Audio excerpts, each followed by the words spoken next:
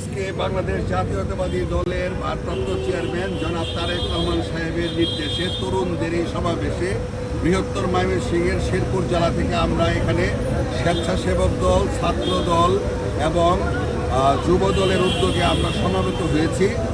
মূলত আমাদের নেতা তারেক রহমান সাহেব আগামী বাংলাদেশটাকে কী চোখে দেখে কিভাবে আগামী দিনের বাংলাদেশ গড়বে সেই লক্ষ্যে আজকের এই সমাবেশ। এই সমাবেশকে সফল করার জন্য ইতিমধ্যে আমরা সবাই সমবেত হয়েছি। আপনারা দেখেছেন প্রায় 20 লক্ষেরও অধিক তরুণ, ছাত্র, যুবক, স্বেচ্ছাসেবক সবাই সমবেত হয়েছে।